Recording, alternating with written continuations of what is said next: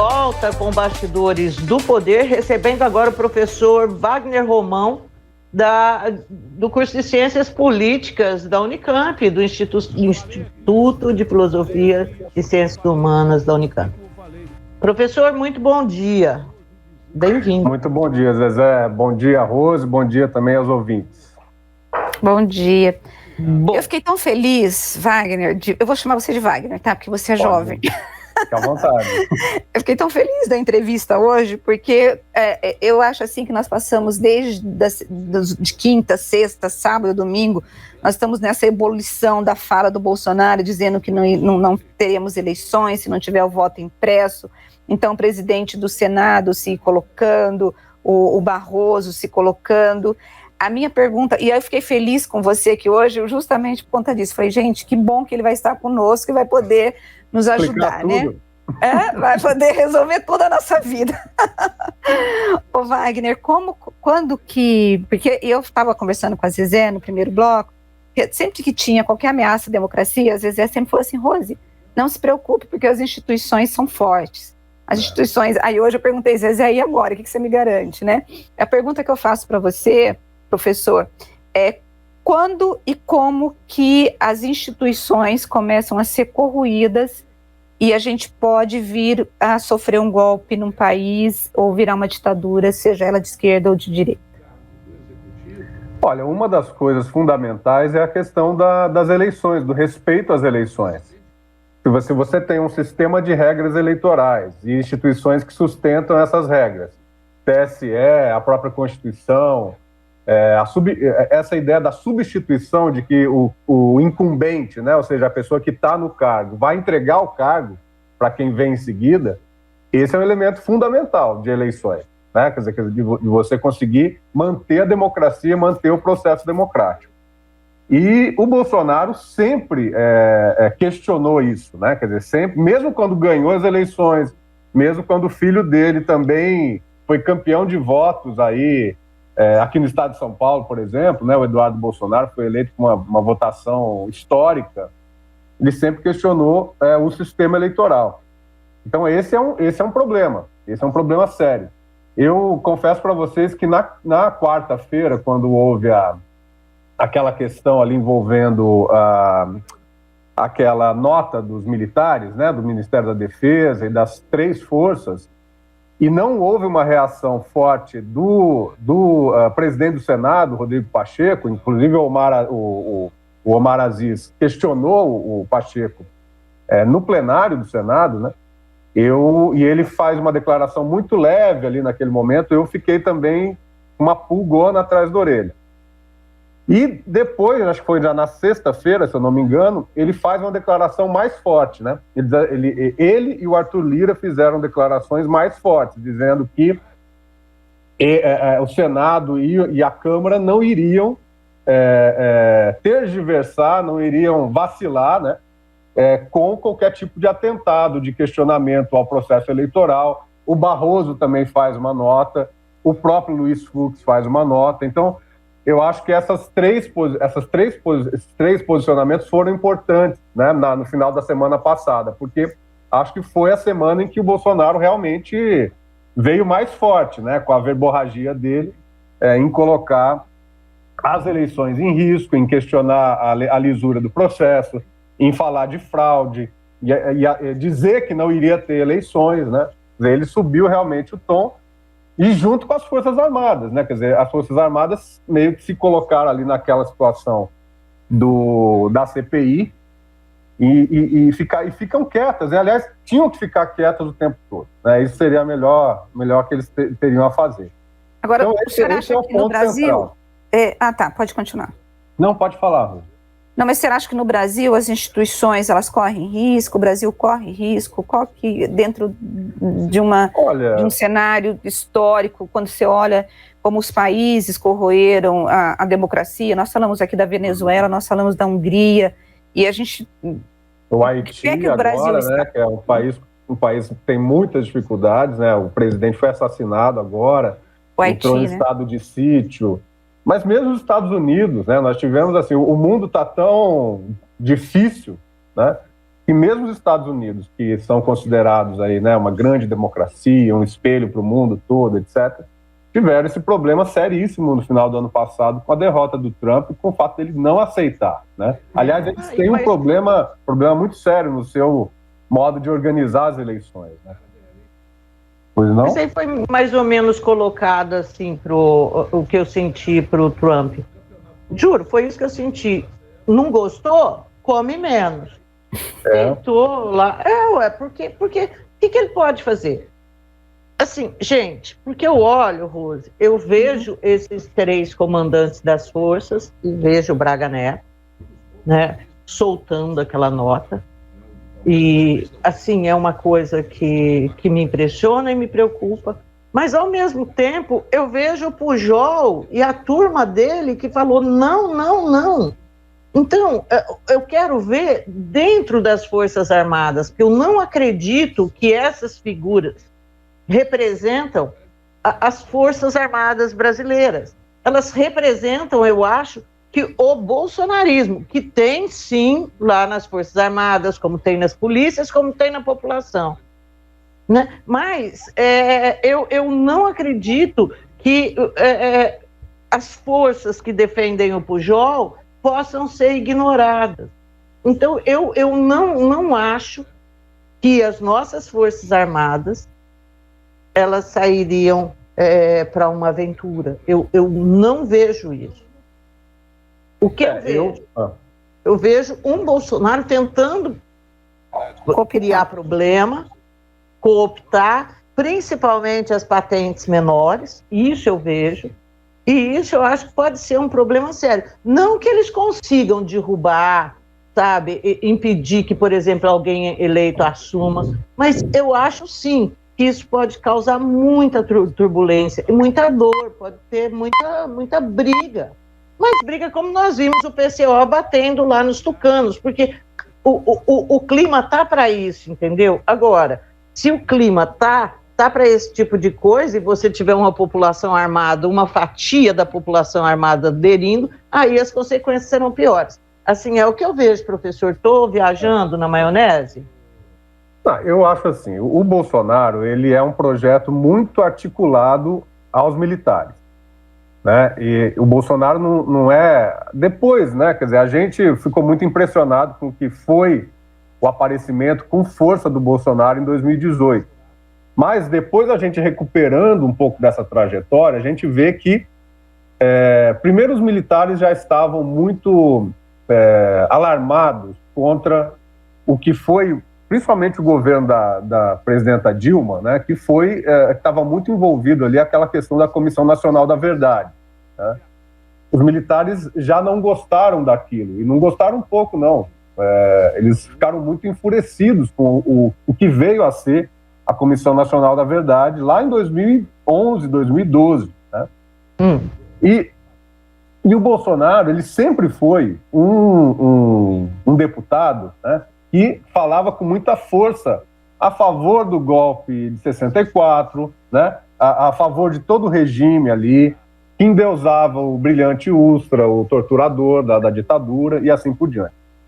E a partir de 2016, quando vem todo esse processo, né, quer dizer, depois da reeleição da Dilma em 2014, todo aquele processo de, né, quer dizer, de recrudescimento ali dessa tensão toda na política brasileira, vem um processo de aproximação dessa cúpula militar com o Bolsonaro, que era tido ainda como um cara muito ligado às baixas patentes, né, que frequentava ali as formaturas, etc.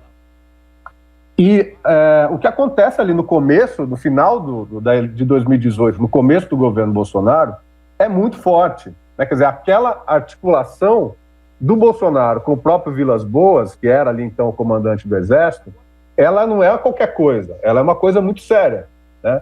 E não é por acaso que o Bolsonaro já começa o governo colocando militares por todos os lados ali nos ministérios. Hoje nós temos mais militares no governo federal do que nós tínhamos na época da ditadura militar, né? Ocupando ministérios-chave, né?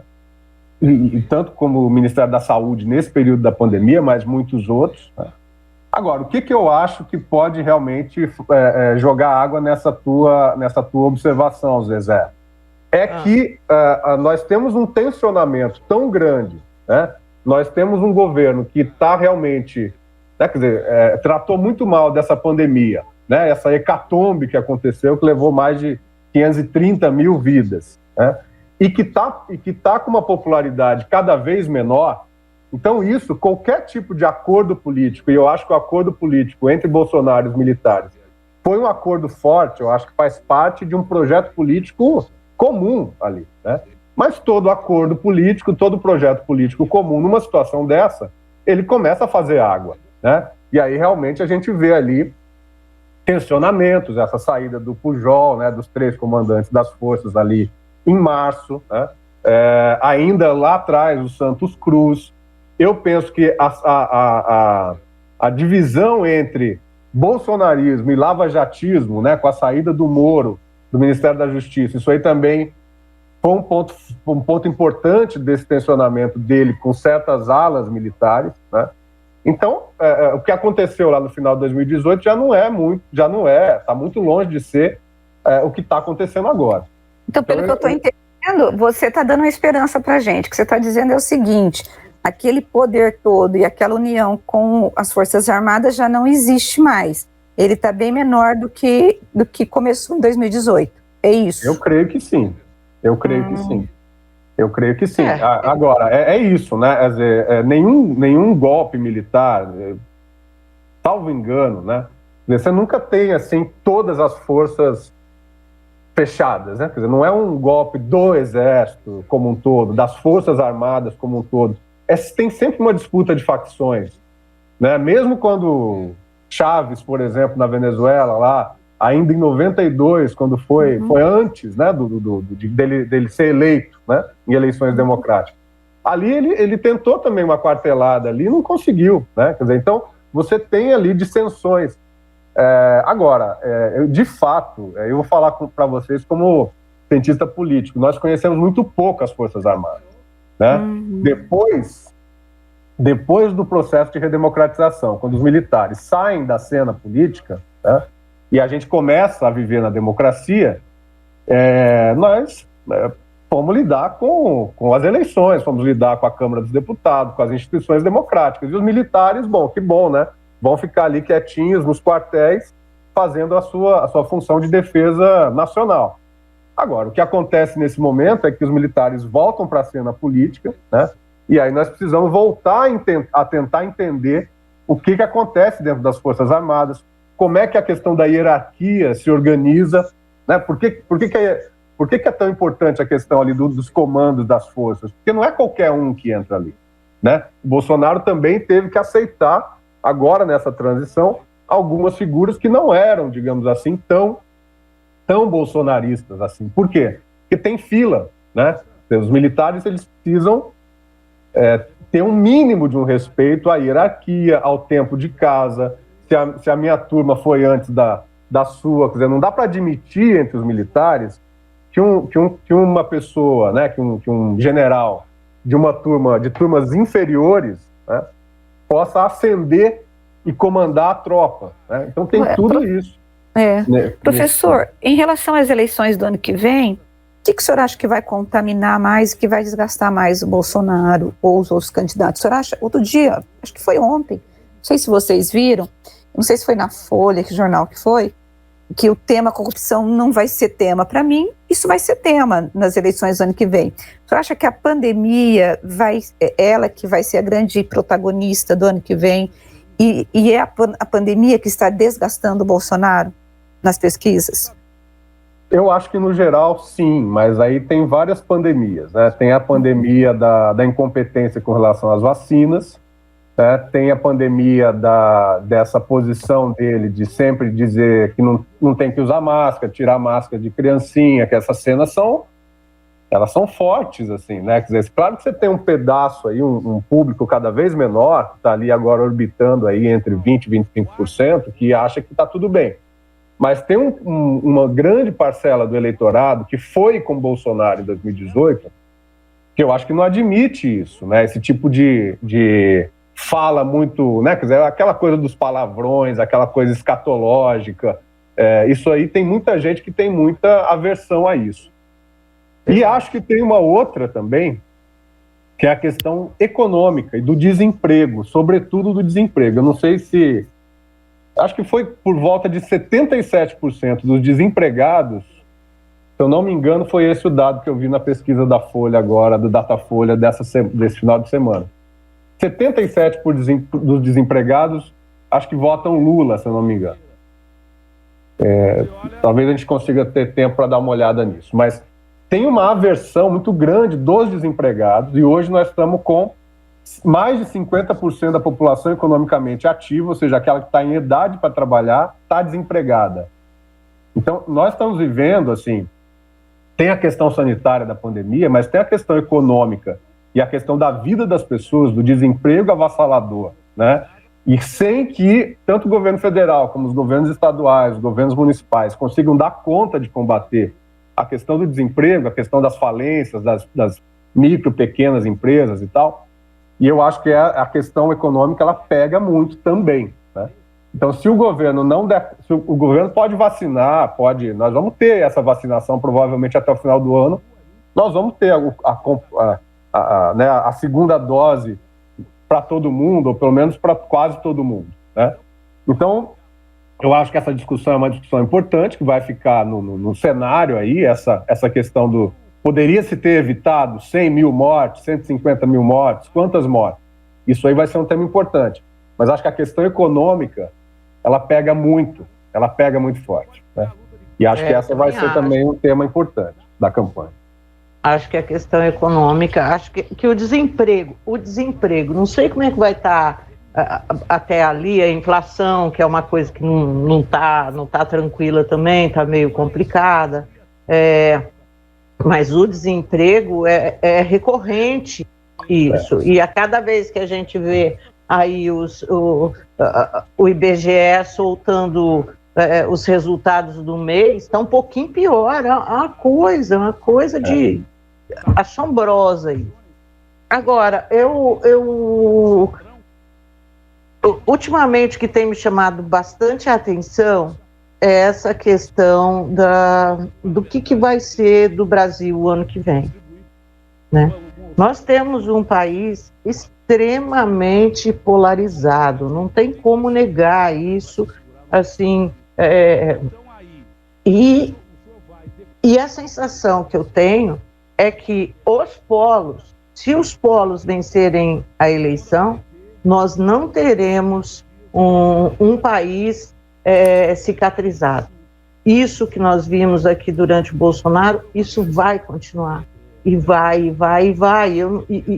Eu fico pensando, veja aí os partidos falando em terceira via, não acredito muito nos partidos, porque eu duvido que você vai ter um centro, uma centro-esquerda, que vai estar se unindo em torno de um nome. E hoje, sinceramente, depois do que aconteceu com o Alckmin nas eleições passadas, eu não sei a influência que tem esses caras mais, partido. O cara tinha mais tempo de televisão que todo mundo, tinha 200 partidos ali junto com ele, ó o fiasco, 5%, né? Então, eu fico me perguntando o que vai ser desse Brasil, o que vai ser?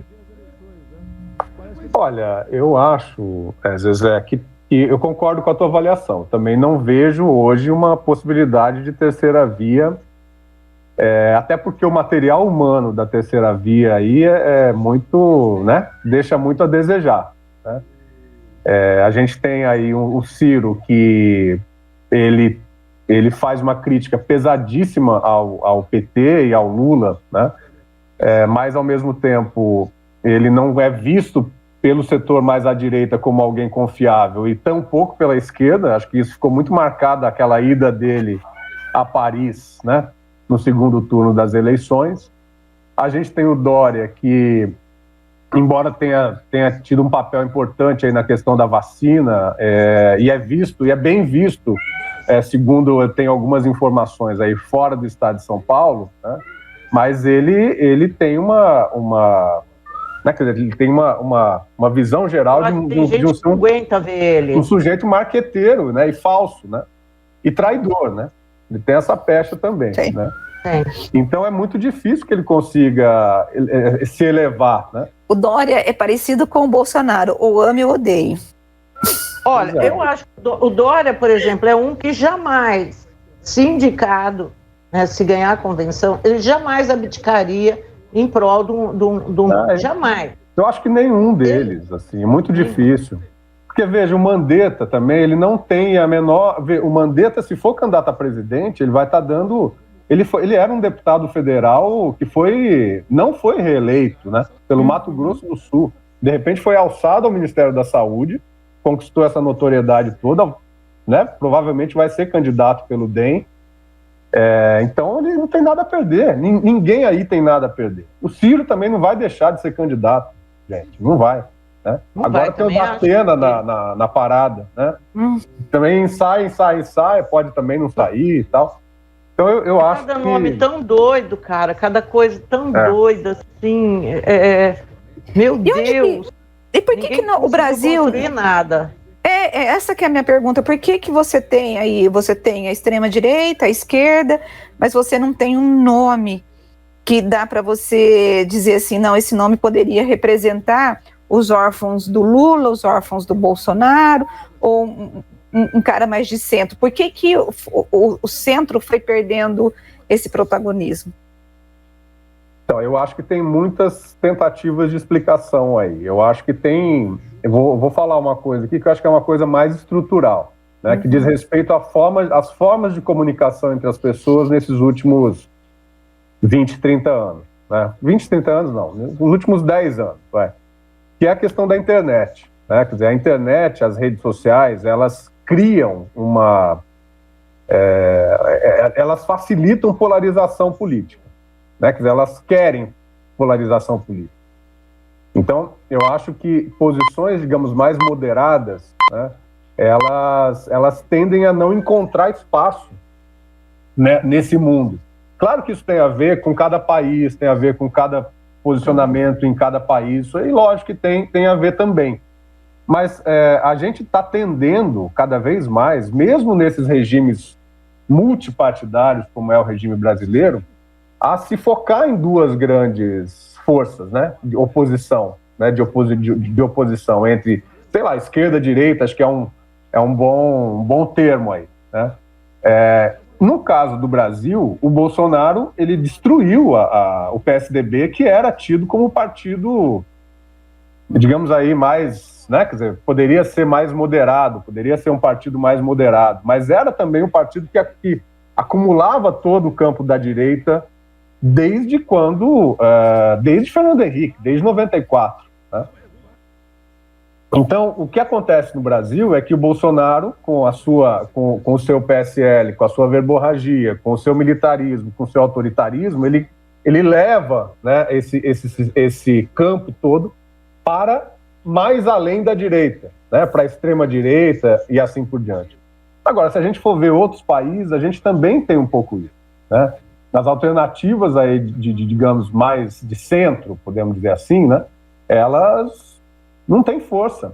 Não. O que a gente viu na eleição do Peru, né, é o que a gente viu na eleição na Bolívia também, é o que a gente viu na eleição na Argentina. Ou você tem um campo mais francamente neoliberal, né, e de direita, ou você tem um campo mais à esquerda. Então eu acho que esse debate político está muito polarizado e acho que a internet tem a ver com isso. Né? Eu acho que tem. E aí acho que essa é uma tendência, a não ser que a gente mude a forma da internet funcionar, né? E que está na mão também de poucas pessoas, né? Pouquíssimas pessoas, o modo como os algoritmos lá funcionam. Então, essa é uma das possíveis explicações. Né? Você acha que as redes sociais vão ter a influência que elas tiveram nas eleições do ano que vem, como na última eleição de 2018? Acho muito. Também acho. Agora, a gente viu aí que mesmo o WhatsApp, né? O WhatsApp, ele teve aí algumas regras se alteraram, né? E isso tem importância. Agora, eu penso que nós temos aí o YouTube, que é um espaço praticamente aberto, né? Hoje nós temos o TikTok também, que é a da onda, né, da juventude, e que também é uma rede absolutamente desregulada, né? Então, nós temos regulação no Facebook, regulação no Instagram, né? Mas, e também no WhatsApp, mais ou menos, porque também tem formas de se burlar isso, né? Eu continuo achando que assim, as redes sociais vão ser muito importantes. Agora, elas também não fazem tudo, né? Eu acho que Bolsonaro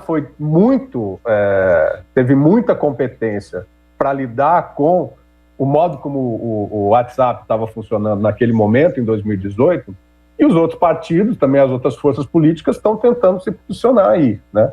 Agora, nada acontece sem você ter base social, base política, possibilidade de argumentação. As fake news, muita gente continua acreditando, mas é diferente de 2018, né? Eu acho que isso também teve mudanças aí. Acho que as pessoas passaram a perceber, uma parte, pelo menos, das pessoas passaram a perceber de uma outra maneira e estão mais atentas, né? Mas, sem dúvida, eu acho que vai ter uma importância muito grande, então é muito importante ficar ligado. E aí a questão que a Zezé estava falando do Alckmin, né? Vai importar muito pouco também, tempo de televisão, né? Agora, o dinheiro vai importar como sempre importou, né? Quer dizer, agora, quantidade de recursos, isso vai ser muito importante. Então, uma coisa que eu acho que a gente tem que ficar de olho no que está acontecendo agora, que é essa reforma política. As mudanças que estão sendo propostas lá, de distritão, de um monte, são substanciais e podem influir, inclusive, nos pleitos aí majoritários, eu acho, sabe? Sim. Então, só que isso não dá nem para a gente falar, porque nós não sabemos o que vai virar. Esse projeto, ele até agora não foi apresentado para a sociedade. E o meu maior medo é de que isso venha aqui nas vésperas de outubro, já para valer na eleição que vem, essas coisas. Gente, isso está me preocupando muito, sabia? Isso pode acontecer de uma hora para outra, né? Essa história de distritão, mas eu acho que eles deixam para ser a última hora, para não ter jeito, não ter reação. Pá, votou, pumba. Urgência, votou. Se for por PEC, tem que passar pelo Senado, né? Então aí a gente pode ter algum tempo ainda de mobilização. Mas realmente eu fui dar uma olhada no emendão, né? Que foi esse primeiro resultado, e assim, ele é absolutamente contraditório, tem de tudo ali. Então você tem o distritão, tem o distrital misto, tem o distrital puro, tem a questão da reserva de vagas, né? De gênero, né? Gênero. Alguns que colocam 30% para as mulheres, né, 30% para algum gênero, que acaba sendo as mulheres. Alguns que querem fixar em 15%, né, que é o que já tem hoje na Câmara dos Deputados. Alguns que falam em 50%, falam em chegar em 50% nos próximos 2 ou 3 pleitos, né? E tem outras coisas também, tem a federação de partidos, que é um tema muito importante para as coligações, né? Porque tem muito partido que acaba lançando o candidato a presidente ou a governador, entendendo que vai puxar a Assembleia Legislativa e a Câmara dos Deputados também, né? Então, se houver a questão, se aprovar a questão da federação de partidos, o que é isso? É quando você faz um acordo entre os partidos e eles permanecem unidos nos próximos 4 anos, né? Para determinada Câmara, seja o Parlamento Federal, Estadual ou Municipal.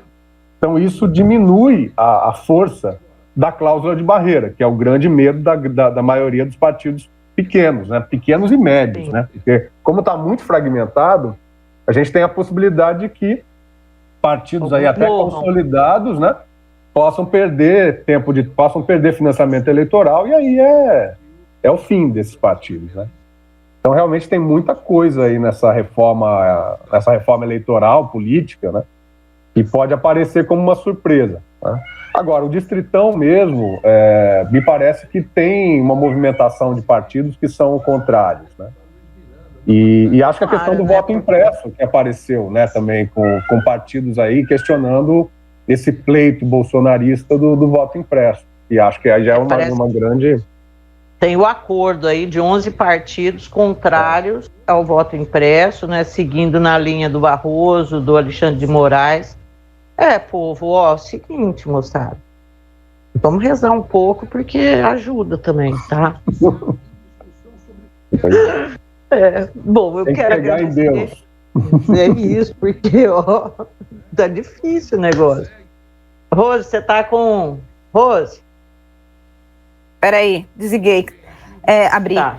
Professor, a sua opinião em relação... a gente já vai terminar, mas eu só gostaria de uma opinião sua.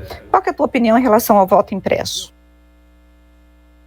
Olha, as informações que a gente tem é que as medidas que foram sendo tomadas ao longo dos anos, né, com relação à auditagem, né, a que os partidos tivessem oportunidade, possibilidade de fazer de acompanhar todo esse processo da urna eletrônica, acabaram com as questões que estavam colocadas até em 2012. Tem discussão, tem vídeo na internet, colegas inclusive da Unicamp aqui questionando a questão da urna eletrônica.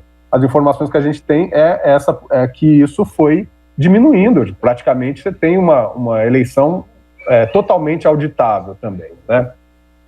O problema, agora, por outro lado, mecanismos para a gente aperfeiçoar o sistema, né, qualquer sistema é passível de aperfeiçoamento, né? Então eu acho que essa é uma discussão possível de se fazer. O problema é que o Bolsonaro está jogando tudo nessa discussão, né? Então ele está atuando para confundir o meio político, a sociedade, essa é a estratégia do Bolsonaro e bolsonarista, criar confusão, criar dúvida, né? Dúvida na cabeça das pessoas, minhoca na cabeça das pessoas, e aí, infelizmente, isso interdita o debate, porque ou você é a favor ou você é contra, né? E aí, se você é a favor, você é do campo bolsonarista, se você é contra, você está do outro lado. Então, isso é muito ruim, né? E aí é a figura daninha, realmente, do Bolsonaro, interditando debates que são debates importantes, né? Então, eu penso dessa forma. Eu acho que todo debate é plausível de ser feito, toda discussão é plausível de ser feita. As informações que eu tenho é que a urna eletrônica ela é auditável e isso é possível de ser feito, tanto que os partidos políticos concordam. Agora, dizer que a eleição foi fraudada, dizer que eu ganhei, mas eu podia ter ganhado no primeiro turno porque houve uma fraude, né, e nunca apresentar prova nenhuma, sempre ficar jogando com isso, é de uma irresponsabilidade muito grande. Então, isso não dá para a gente entrar nessa armadilha, né? Infelizmente, é esse que é o que está acontecendo hoje, com relação a esse debate. Professor, eu quero agradecer muito a presença do senhor aqui no Bastidores do Poder. Foi muito legal o nosso bate-papo. Bacana. Eu vou falar para a Rose e chamar o senhor mais vezes. Muito obrigada, viu? Fico à disposição. Obrigada, grande abraço para vocês. Boa semana. Abraço. Obrigada, Tchau, tchau. Boa semana, bom dia.